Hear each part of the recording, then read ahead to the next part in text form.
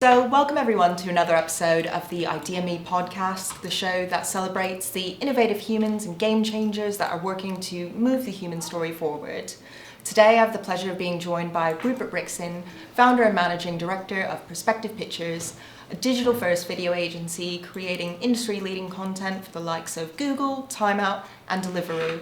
And Rupert himself was recently awarded as one of Forbes magazine's 30 Under 30. Rupert, thank you for joining me today. Thank you for having me. So to start, it'd be great to learn a bit more about your background and the kind of run-up to creating Perspective Pictures. Sure. So I started Perspective Pictures just over 4 years ago in a shed on my parents' garden. My background was sort of as a YouTuber, so we were making kind of YouTube content quite regularly and we amassed kind of a small following. And that was initially to promote a Nerf gun YouTube channel. I started to get more and more into documentaries. I made a documentary where I skateboarded across America from LA to New York. Came back and thought, this is awesome. If I can just kind of do this for a living, this would be amazing. And we were working more and more with brands to create this kind of like youth-generated content. We could feel there's that kind of demand there. And I did another project where I hitchhiked from the top of India to the bottom, came back and I thought, shit, this would be awesome if I could do this for a living. So we started the business. Made the dream a reality then. Yeah, definitely. So you're not just a production company, you are specifically a digital-first agency. Can you tell me a little bit about what it means to be digital-first and why you chose to go in that direction? So digital first simply just means making, we are built to make digital and online content, primarily. Now that would seem kind of relatively, kind of obvious, or like a lot of companies would be, but a lot of these kind of like big agencies and big production companies, they've been built to cater an entirely different market for the past 50, 100 years, whatever. The way people have consumed media and consuming media has changed drastically over the last 10 years. So where it used to be a brand could make, one 60-second ad spot for TV or one 30-second ad spot for TV, and they could generate a huge amount of influence off the back of that. Now they need to be making content every single day. So we've engineered the entire company from the ground up to create, content for social. That's what we've always aspired to do. We've got a young team. We're incredibly flexible. We shoot with small crews. There's all sorts of kind of intricate things that mean we're good at that. But ultimately, being digital first is just putting online and digital platforms first in terms of creation. In terms of being an agency, I would say that's been a transition over a period of time. When we started, we were much more of a production company. So, someone would give us a list of things they want filmed and how they want it filmed, and then we'd film it like that. But now increasingly we've become, more of the leading on the creative strategy and the digital strategy and being involved in those conversations. So how are you seeing the content change? I know you were saying that, content has changed from those traditional like TV spots that are 60 to 30 seconds, and now it's moving more towards that digital first and social and always on side. Mm-hmm. What other kind of trends are you seeing in changes to the way that we consume content? I think that the relationship between longer form content and advertising is changing. I think that although you kind of always had product placement in films and movies and things like that, and actors are associated with these different brands and all the rest of it, I think that really, really good advertising, a lot of which is going on right now, is actually longer form content that's being created by brands, and the brand is very much present in the whole thing, the storyline, the production, the setting. You might have just like car production companies or car, like an Auto Trader, right? It's a platform where you buy cars. They've got a YouTube channel, it's got hundreds of thousands of subscribers, they make loads of videos that get millions of views, reviewing cars, and that's awesome. 20 years ago that wouldn't really have happened. You would have had a TV show like Top Gear that reviews the cars. They might feature brands and stuff in it, or they might be able to sponsor it, or there might be ads either side of it, not so the BBC, but all that kind of thing. But now brands are much more involved in the process, if it's good. Sometimes. Sometimes they're involved in the process, but they should be. Yeah, well, we're seeing a lot going on at the minute where you'll watch something, maybe a 6 to 7 minute short film that you're watching, and then at the very end you see that it's done by a brand. Why are brands going in this direction rather than the kind of other direction of product first? I think that brands increasingly are becoming a part of our everyday lives. I mean, we're seeing this in our wider lives, so we're really seeing this with cultural movements, things like Black Lives Matter and gay rights and all of these sorts of things that are being spoken about. Brands are getting very much involved in them, and that's because we want increasingly if we're going to buy someone's product, we want to know what they stand for. We want to understand that their views and their ideas align with our own. And so I think that brands, it's not just about marketing a product anymore and being like, oh, we want to make this. For some companies, maybe it is, but for a lot of these big household and mainstream brands, they need to speak about what they believe in, where they want to go, how they're going to change the world. And you can't, always do that just by selling products. So doing things like creating short films and aligning yourself with the art scene or cultural movements that you really believe in as a brand, I think is a really great way for consumers to understand what you're about. Definitely. More and more consumers want to understand the ethics and values behind companies, which is what we saw particularly so, like you said, with the Black Lives Matter movement, as well as the Facebook ad boycott as well. Did you see any kind of impact on your side from that? Did you have any kind of pushback from some of the brands that you were working on? So in terms of the Facebook ad boycott, I think that was really interesting. I don't think that was... I kind of saw it in the headlines and stuff, and I saw it, but I didn't really hear anyone outside of the industry speaking about it. I think that was a very in-industry thing. It felt like maybe a little bit of a storm in a teacup in terms of how it ended up manifesting. But no, we didn't have any of our clients show any kind of mention of any of it or kind of too much interest in it. But I think it's always good to kind of push back if you're working with a platform. I know it happened with YouTube, kind of not too long ago. If you're working with these platforms and then they're not kind of representing you as a customer, then I think it's good to push back. But no, we actually didn't get too much pushback here from that. And then another kind of big recent event, obviously, we're in the middle of a pandemic at the minute. How has that impacted Perspective Pictures as a business? How has that changed the way you go out and shoot, the way you communicate as a team and work together? It's kind of really varied. So a lot of our clients are like technology companies or financial services companies or investment companies or whatever else. And then there are a lot of other areas like travel and consumer goods and that sort of thing. So some of the industries have unfortunately, just been put on pause. It's just like, no one's going to be having any events this year. People are going to be traveling a lot less this year, all that kind of stuff. So those clients have just kind of disappeared for the time being. But then you have all of the kind of technology side of things and the rest of it, and those are kind of really exploding because there's a real demand here. So I think that those that are able to make the best of the situation are adapting and trying to find ways they can do that, ourselves included. And those that are having to put a pause on things, just putting a pause on things. We found the working from home thing really difficult. I've seen so much support from the working from home thing as companies and organisations saying they're more productive, they're better than they've ever been. I don't know if that's just lots of people who really like working from home and spending more time with their kids, understandably. They've all just gotten together on LinkedIn and said about how much more productive they're being. It's like this massive lie, I don't know. But culturally, I think we found it quite difficult because we're a very collaborative company, culture is really, really important, and mimicking that environment from home and those factors is really challenging. So yeah, coronavirus has affected us in loads of different ways, be it kind of focusing on what clients we work with and revenue or the rest of it and that kind of balancing that. In terms of culturally, it's obviously had a huge impact having to work from home. We found that really, really challenging. And yeah, on sets, we're back out on sets, we're back out to filming, which is great, but we've got to wear obviously masks and sanitize the equipment in between, all of that kind of stuff. Keep a nice social distance. Exactly, thank God. I wouldn't have it any other way. Another thing that we've been seeing with COVID and content consumption as well is that I know, particularly for myself as well, screen time has just gone up massively. People are desperate to consume content. Have you kind of seen that echoed from your side of things? Has that changed the way that we're consuming content or the specific content that we're consuming more of? Yeah, I think that as with a lot of these things, a lot of the changes that have happened in the past 3 months were going to happen anyway. It's just instead of taking 3 years to happen, they've happened in 3 months, or whatever. So I think that the rapid change that's really happened has been on user-generated content and content being generated by smaller entities. There's not been a new Bond film this year. All of the big production companies are really struggling to shoot. All of the kind of traditional media is really, really struggling. But as you say, consumption online is going through the roof. So consumption by the everyday person and influencers and small agencies like ourselves has been really, really effective and really, really popular. So yeah, I think that there's been a big change there. And I think in general around consumption of online media, there's been a big change. But that's been happening for the past 5 years. It's just sped things up a bit, which is great. Yeah, definitely. I mean, we've seen the likes of TikTok definitely explode onto the scene. We've got copycat Instagram Reels. There's all these different channels for people to get their content for. Obviously, with everything kind of changing minute by minute, both culturally in the world as well as on platforms themselves, how do you find keeping up with these kind of changes in content formats that people want to consume? I mean, it's pretty exhausting. I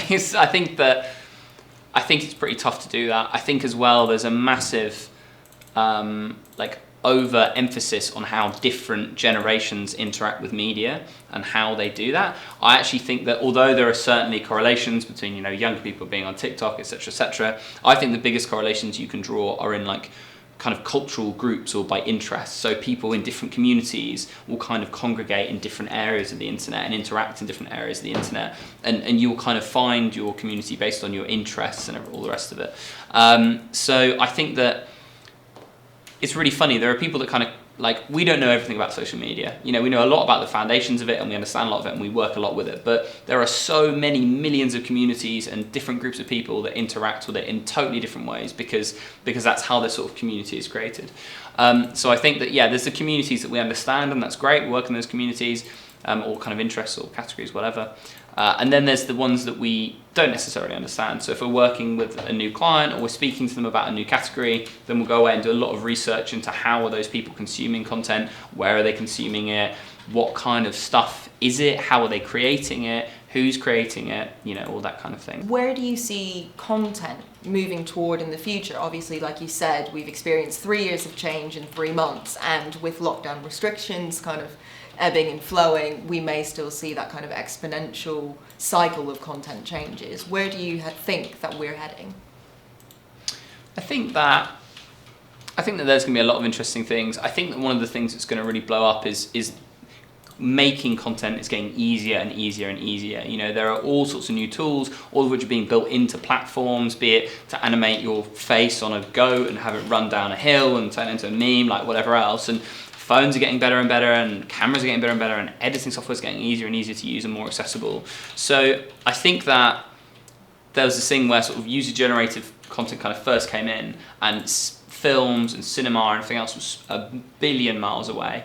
But people kind of resonated with it because it represented them. But increasingly, people are becoming their own kind of brands. Brands are having to be more personable by on the opposite side of it. But people are becoming more and more brands. So I think that the content being generated by young people and people online is going to get better and better. I do think there's always going to be a place for Hollywood and cinema and all the rest of it. I think that if you want to go watch a 3-hour action thriller, you probably don't want to just see your mate running around his house with his friends making stupid videos with some filters on it.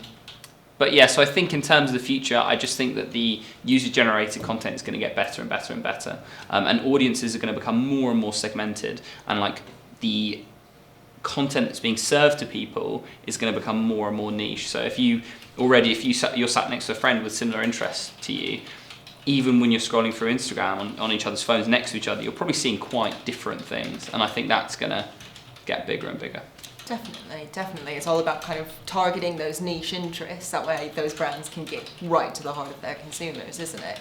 Yeah, and I'd love to see a place where where they're using AI and deepfake technology, which is often misused, to give you super personal content. So not just hi there, Rupert, have you thought about this or whatever. I'm sure that that's going to happen, but you're going to see a video pop up, it's going to have your face in it, it's going to be doing all sorts of kind of funny and different things. So whether or not that's a good thing, I don't know, but I think that content is going to become hyper personalized. Definitely.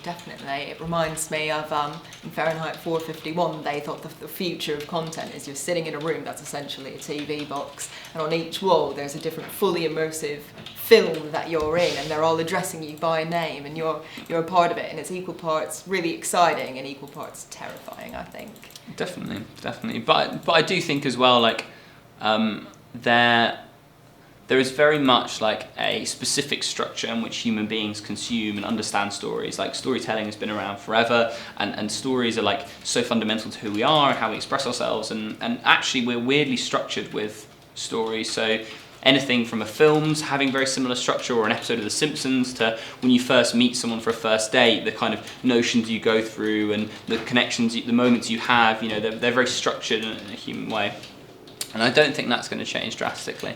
I think that kind of the way in which like that fundamental of storytelling is going to remain consistent, but I think we're going to do all sorts of ridiculous and funky things with it. Definitely, I think the gap between, like you were saying earlier, user-generated content and the kind of big budget production studios, that gap is closing, and it's closing quickly. So it's going to be really exciting to see the type of content we get out of that. And it happened with photography first. Like photos, I think very much like the past few years, you know, increasingly if you're scrolling through Instagram, you don't really know if what the photo you're looking at was taken on a DSLR with a team of people behind it, or someone out somewhere cool with some cool lighting on a phone. Definitely. So, again, looking ahead, what is on the horizon for Perspective Pictures? So we're doing an investment raise at the moment to kind of further scale the business. We are moving to a new space next year, so we can build our own studios and all the rest of it. We are looking at building a new brand within Perspective called Perspective Studios, where we'll look to build our own media properties. So I think that not only are we going to be making, you know, the best possible content for online and for social, and growing that and pushing that and building our facilities and you know, what we have available to us, but also looking at this other avenue of having our own YouTube channels, you know, that operate in different verticals to people with different interests, so that brands can come to us, they can try out an episode on one of those channels, they can see just how effective that kind of marketing it is, because it's absolutely obscene. And then once they understand that, then we can push to them and say, look, you know, you can go around spending all this money on influencers and paid media to reach these audiences, or we can help you build your own owned media property.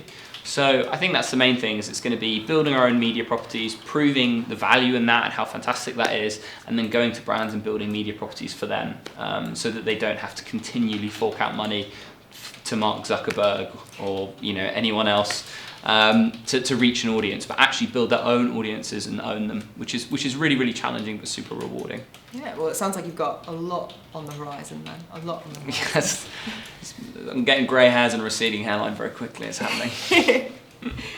So, final wrap-up question. At ideaXme, we really value the power of rich connections and rich connectedness, meaning those mentors or influences that you have on your life that really kind of shape your direction and your journey. Is there anyone that you'd like to give a shout out to that perhaps shaped your journey towards content creation, or say, if you hadn't met them or they hadn't had an impact on your life, I'd be speaking to Rupert Rixon, the trapeze artist, or pizza chef? That'd be a great time. I'd be a terrible trapeze artist. I think that I've had a lot of people that have been really lovely to. I think one of my things that I really like to do is tell people about what I'm doing and what I want to do, and so I've had so many people that have influenced me over the years and kind of, you know, supported me and encouraged me or given me new ideas or pushed me in a different direction.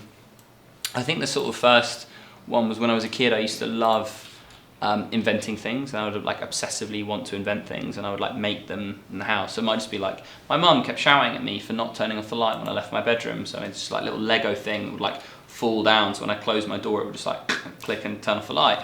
And I wanted to make, and I disassembled a remote control car and attached it to a skateboard to try and make like a cleaning thing for my mum that would automatically mop the floor, which didn't work very well because it just leaked everywhere. But so I used to be really into inventing, and I remember when I was about 11, 12, my granddad, who's an inventor, sat me down, and rather than just saying, oh, those are some cool ideas, oh, that's really cool, he sat through and he methodically went through all of my ideas and explained to me how much it would cost to develop a flying skateboard, how much it would cost to do that, how does that work, how are you going to do that, explain some of the physics to me, and really kind of dissected my ideas. And that had a huge impact on me, because encouragement is really nice, but having someone consciously and constructively go through your ideas with you and your ways of thinking, I think gave me a huge boost in life in terms of just how I approach things in the future. And it wasn't just this aspirational idea of, I'm going to come up with a flying car. It was like, I want to make something achievable and small, but that really works. Definitely, and it's so exciting to hear about someone that really takes the value of your ideas, rather than saying, oh, he's a kid, he wants to make a flying skateboard, that's great, and kind of dismissing it, but instead giving you the steps to prepare you for that real sense of business acumen in creating Perspective Pictures. Yeah, definitely. And making stuff is really hard, so I think if you spend your whole life like, I don't know, it's like singing, right? It's like if you have someone who's like told by the parents they can sing and they're a great singer, and then for the first time they sing in front of someone, and then that person's a bit like, oh, or maybe they're not as good, or they don't do it quite as well, it kind of really throws them off. But I think if from an early age you have your ideas critiqued in a kind way, but in a constructive way, it means your ideas become so much more robust when you finally come to kind of take them to the real world and see them unfold. And I think that's the problem, is that a lot of kids get really encouraged to do stuff, and it's like, oh, you should go make stuff, you should do that, oh, fantastic, I'm going to do it. And then the first time something falls apart in front of their eyes, they're like, oh, I don't know how to deal with this, how did this happen? I'm never going to make anything ever again. I feel so disheartened. But that kind of properly, methodically coming through it, I think prepares you for that. Definitely. Well, that's a lovely piece of advice to end on. Rupert, thank you very much for taking the time today. Thank you for having me.